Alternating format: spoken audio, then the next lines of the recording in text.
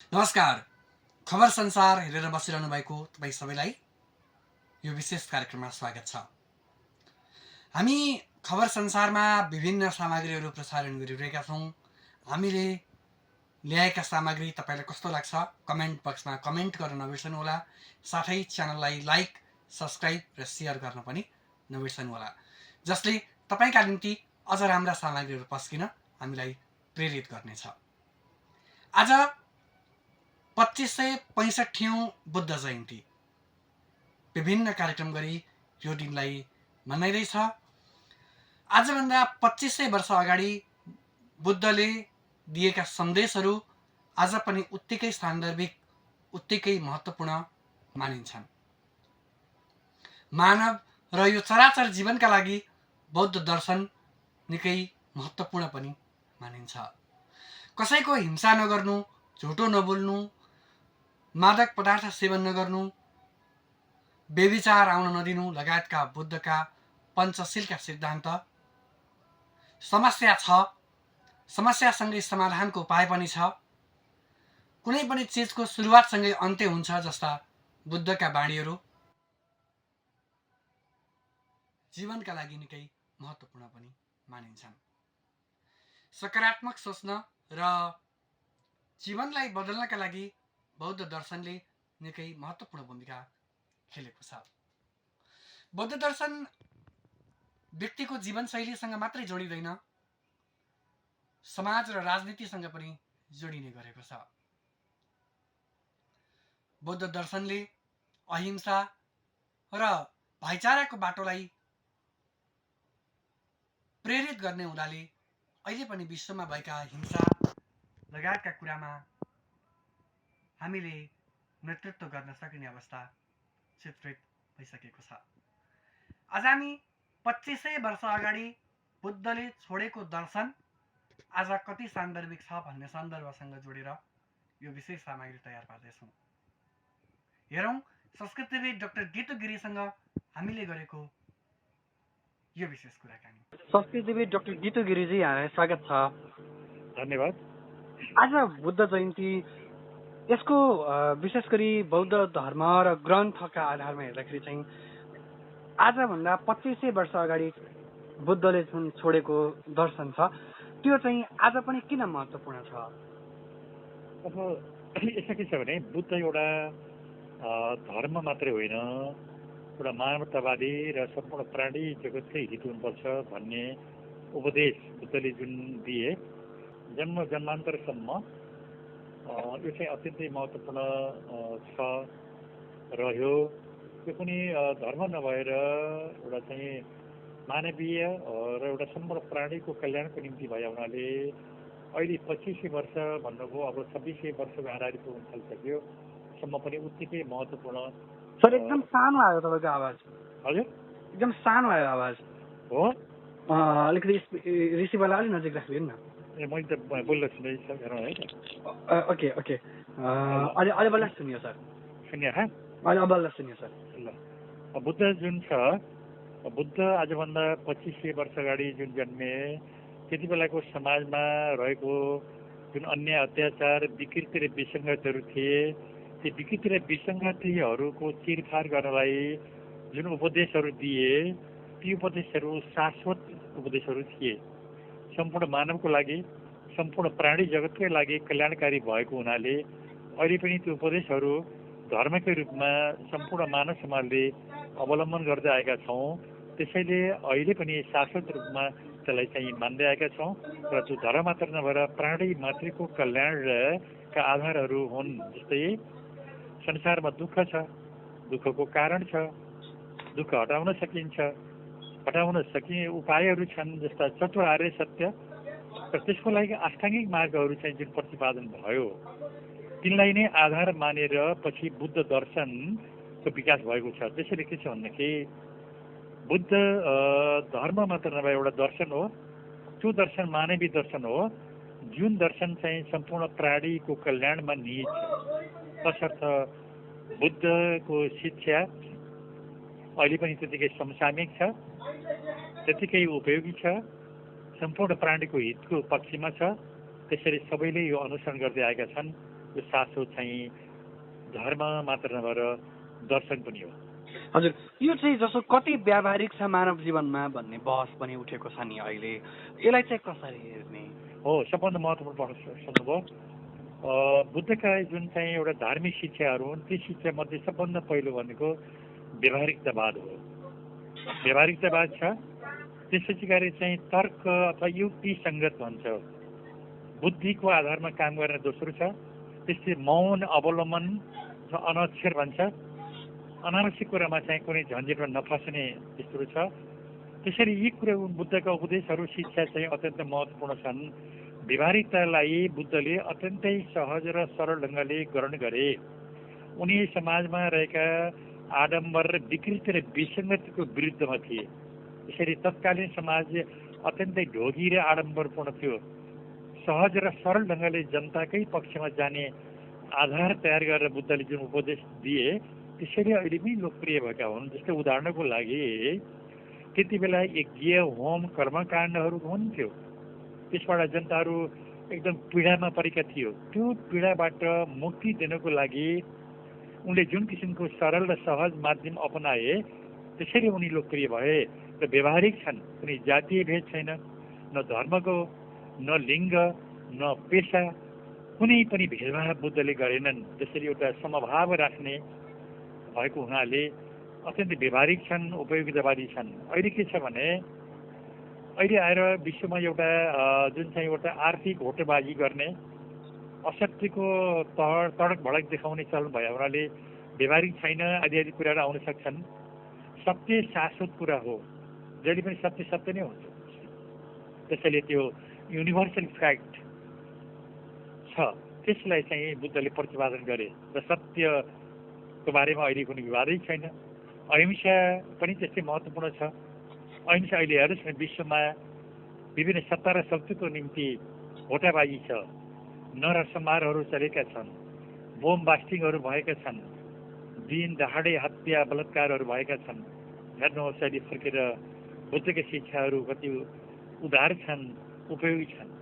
उनले भन्छन् आचार अत्यन्त ठुलो मान्छेको नैतिकता हो। व्यभिचार अथवा कसैमाथि कसैको हत्या गर्नु हुँदैन, कसैमाथि अनैतिक व्यवहार गर्नु हुँदैन। हेर्नु, अष्टाङ्गिक मार्ग जुनहरू छन् ती मार्गहरू अत्यन्त महत्त्वपूर्ण छन्। पञ्चशीलको कुरा गर्ने हो भने व्यभिचार नगर, सत्य बोल, अहिंसा नगर, कसैमाथि मदिरापानहरू अझै नगर। जस्तै मदिरापान गरेर आफ्नो बुद्धि विवेक भ्रम एउटा सिर्जना हुन्छ, बुद्धि विवेकको अन्त्य हुन्छ।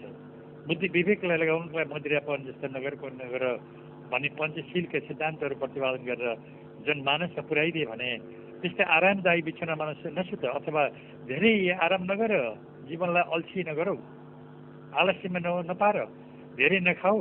यदि धेरै खान्छ भने त्यो सुँगुर सरह हो। धेरै खाने अल्छी हुने सुत्ने कुनै मान्छे छ भने त्यो चाहिँ एउटा सुँगुरको समानको हो भनेर बुद्धले धम्मपदमा स्पष्ट रूपमा उपदेश दिएका छन्। त्यसैले यी कुराहरू अहिले पनि शाश्वत छन्, कहिले शाश्वत भएनन्। हेर्नुहोस् न, अहिले पनि यो जमानामा अल्छीको कहिले पनि काम हुँदैन। त्यसैले उत्साहित हौ, उमङ्गमा लाग, कुनै उद्योग गर, अल्छी नहो उद्योग गर भन्छन् बुद्धले सधैँभरि। उद्योग गर्नुको अर्थ आफ्नो आधारमा आफै उम्मियो, स्वावलम्बी बन। जस्तो अपदीप भव, किनभने आफ्नो दीप आफै हो, आफ्नो मालिक आफै हो, कसैले तिमीलाई मालिक बनाउँदैन। यदि तिमी मालिक हुन चाहन्छौ भने आफै स्वयं प्रयत्नशील हो भन्ने बुद्धको उपदेशहरू अत्यन्तै मार्मिक छन्। त्यस्तै अनुपवादो अनुपघातो पाती मकै मरो, अरूलाई आघात नपुर्याउ, आलोचना नगर, समयमै बन।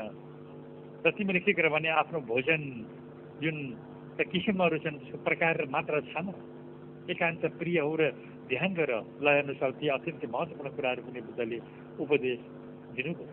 यो अहिले पनि हेर्नुहोस् त, मनन चिन्तन अध्ययन जे गर्ने हो, विज्ञानले जुन स्वीकार गर्छ ती कुराहरू बुद्धले त्यति बेला उपदेश दिएका थिए।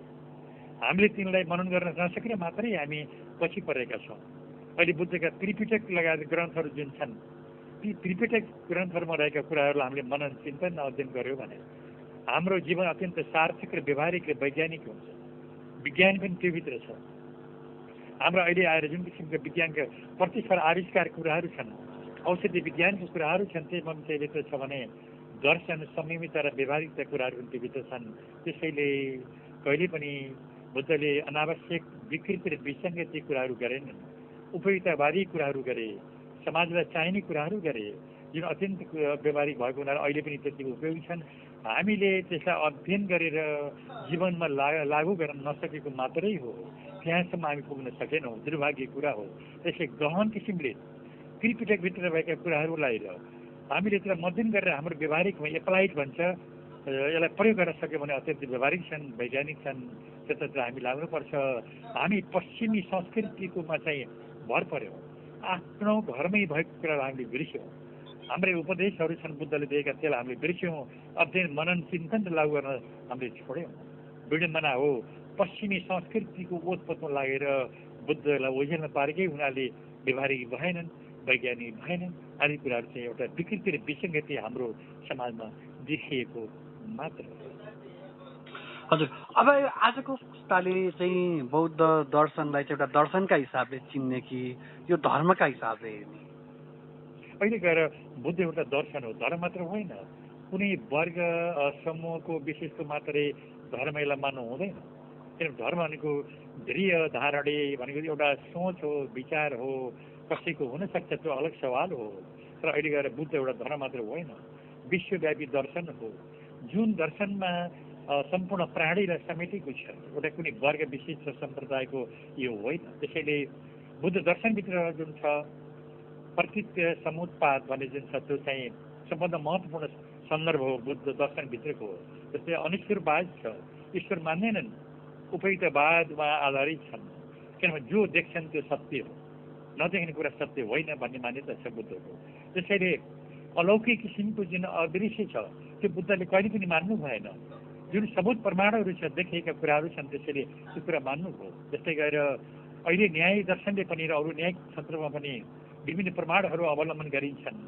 जस्तै गएर प्रत्यक्ष, अनुमान, शब्द, उपमान लगायतका विभिन्न प्रमाणहरू छन्। ती प्रमाणहरूमध्ये बुद्धले प्रत्यक्ष प्रमाणलाई जोड दिनुभयो। जस्तै चारवाकले प्रत्यक्ष प्रमाणलाई बढी माने।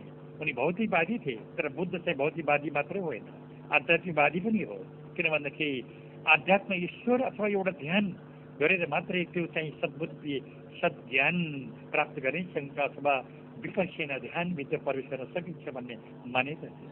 उनी अनिश्वरवादी हुन्, तर आध्यात्मिक प्रवृत्तिको पूर्ण रूपमा चाहिँ अवहेलना गरेनन्। त्यसरी मध्यम मार्गी हो। र मिडिल पाथ जुन छ, मध्यम मार्ग सबभन्दा महत्त्वपूर्ण पक्ष बुद्ध दर्शनको। हेर्नुहोस् न, अहिले पनि हेर्नुहोस् त, सुख भोगमा लाग्नेहरू भोलि विरक्त भएका छन्, धेरै दुःख शरीर दिने पनि तिनी विरक्त हुन्छन्। तर मध्यम मार्गमा लाग्नेहरू सधैँभरि बाँचेका छन्, ती इभर ग्रिन भन्छ, सदाबहार रहन्छ। बुद्धको सबभन्दा महत्त्वपूर्ण शिक्षा भनेको दर्शन भनेको मध्यम मार्गी हो, मध्यम प्रतिबद्धता भन्छ। त्यसरी प्रचित्त समुत्पाद एउटामा आधारित छ, एउटामा आधारित भएर अर्को कुरा आउने गर्छ। जस्तै एउटा उदाहरणलाई मैले तपाईँलाई यहाँ भनिहालौँ, कुनै विषयवस्तु र कुनै वस्तुको अन्त्य हुँदैन। जस्तै गएर पानीको कुरा गर्ने हो भने पानीको कहिले अन्त्य हुँदैन। हेर्नुहोस्, अगाडि जस्तै गएर बाँध छ, बाँध परिणत भएर पानी हुन्छ, फेरि चिसो भए बरफ हुन्छ, ततायो भने फेरि पानी हुन्छ, ततायो भने बाँध हुन्छ। यो चक्र हो। त्यसरी एक अर्कोमा कारण र कार्य आधारित छ। त्यसरी कारण बिना कुनै पनि कार्य हुँदैन। कारण र कार्य आधारित भएको हुनाले कारण देखिँदैन, कार्य देखिन्छ, तर त्यसको अन्तर्निहित चाहिँ कारण रहन्छ। जब कार्य हुन्छ त्यति बेला मात्र कार्यको हामीले देखावट देख्न सक्छ, व्यक्त रूप देख्छौँ। त्यसैले के हो भन्दाखेरि बुद्धका जुन उपदेशहरू हुन्, अहिले धर्म मात्र होइन, दर्शन हो। दर्शन अनन्त दर्शन छ। वैभाषिक, शैतान्त्रिक, एवाचार, माध्यमिक लगायत विभिन्न किसिमले हामीले विभिन्न समुदाय र वर्गले व्याख्या गरेका छौँ। आफ्नै किसिमको हाम्रो आस्था छ, आफ्नै किसिमको व्याख्या छ, तर के छ भने त्योभित्र अनन्त छ, विज्ञान त्योभित्र छ, आध्यात्मिक प्रवृत्ति पनि त्योभित्र छ। आध्यात्मिक प्रवृत्ति नभएको होइन, पूर्ण भौतिकवाद पनि छैन। भौतिकवाद हो भन्ने व्याख्या गर्छौँ, तर यी ग्रन्थहरूभित्र प्रवेश गर्यो भने त्यो कुरा छैन।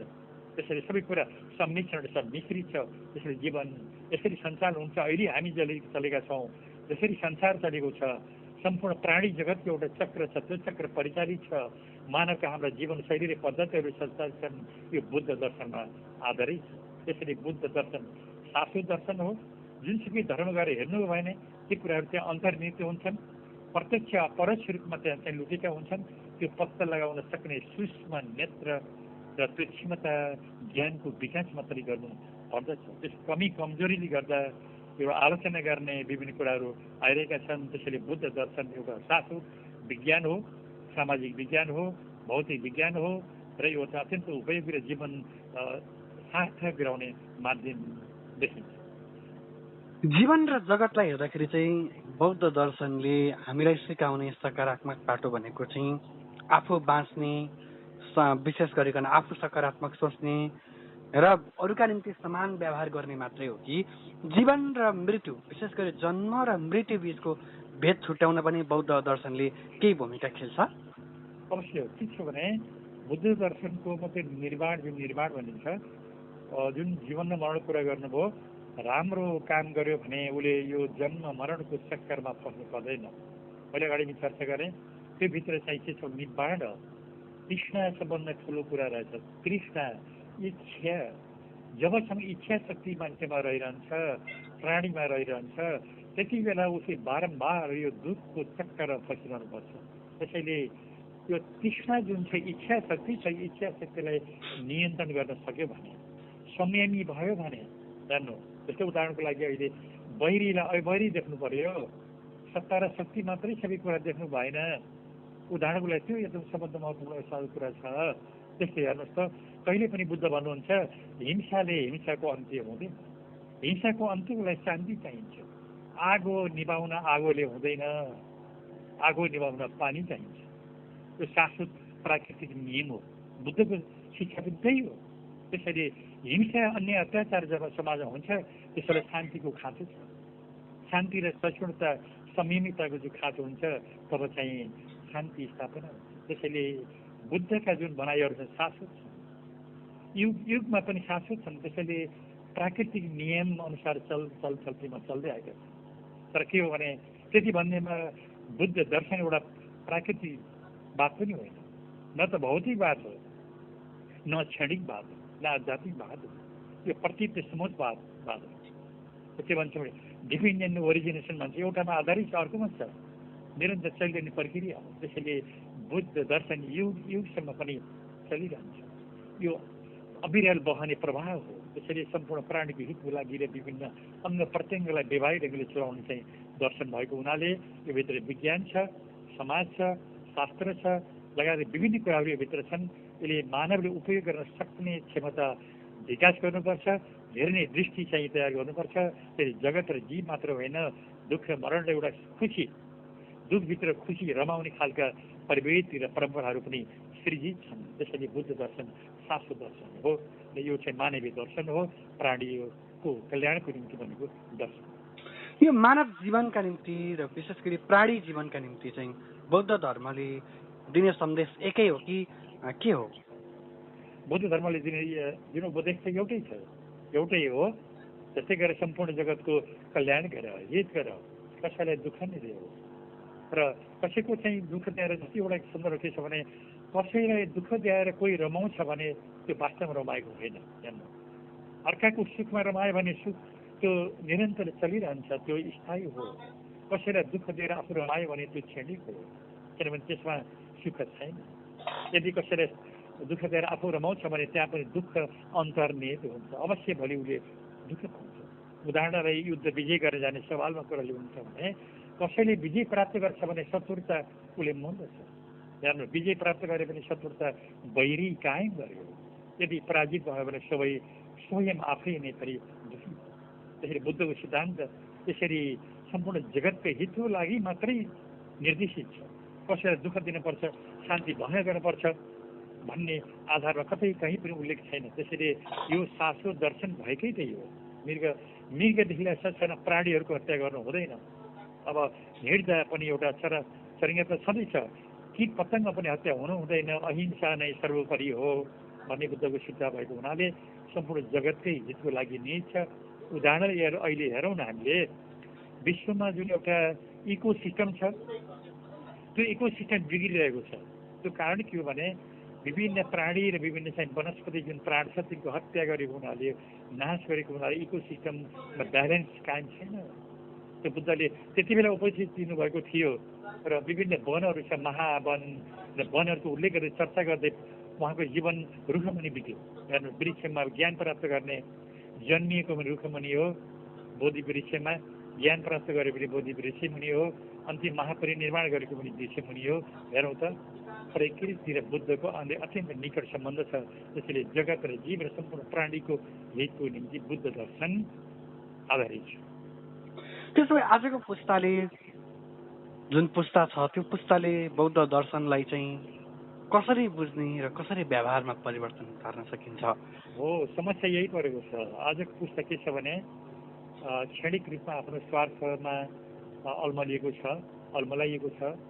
बुद्ध दर्शनको बारेमा हामीले बुझ्न सकेका छैनौँ, बुझाउन सकेनौँ। बुझ्न भन्दा पनि हाम्रा शैक्षिक संस्थाहरूले पाठ्यक्रममा राखेर विद्यालय, महाविद्यालय, विश्वविद्यालयमा जे जसरी धेरै नभए पनि थोरै थोरै बुद्ध दर्शनको बारेमा प्रत्येक ठाउँमा बुझाउनु पर्थ्यो। त्यहाँ हामीले चुकेका छौँ, बुझाउन सकेनौँ। हाम्रा नयाँ सन्तानहरूलाई औपचारिक, अनौपचारिक, अनियमित शिक्षा जुन छन्, यी प्रक्रिया मार्फत चाहिँ हामीले बुद्ध शिक्षा र दर्शनको बारेमा, बुद्ध धर्म भनौँ, धर्म र दर्शनको बारेमा जसरी हेर्नुहुन्छ, धर्मको रूपमा हेर्ने गरेका छौँ केही समुदायले, त्यसलाई हामीले बुझाउनुपर्छ। त्यसलाई हामीले गर्न सकेनौँ।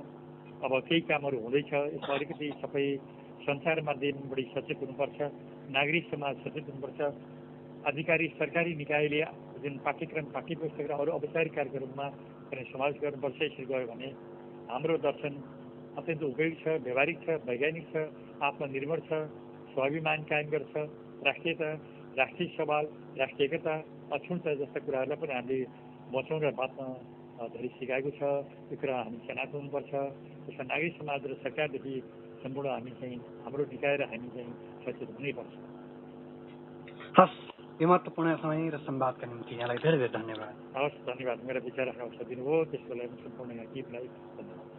हस्, धन्यवाद, नमस्कार। आजको पुस्ताले बुद्ध दर्शनलाई सिक्नु र बुझ्नु जरुरी छ। त्यति मात्र होइन, हामीले बौद्ध दर्शनलाई अँगाल्न सकियो भने, बुद्धका ऐतिहासिक स्थललाई संरक्षण गर्न सकियो भने हामी राम्रो धार्मिक पर्यटनको सम्भावना बोकेको क्षेत्रका रूपमा उदाउन सक्छौँ। सबैलाई बुद्ध जयन्तीले सकारात्मक सोच्ने र सत्कर्ममा लाग्ने प्रेरित गरोस्। आजलाई यो विशेष कार्यक्रमबाट हामी सबै बिदा दिनुहोस्। नमस्कार।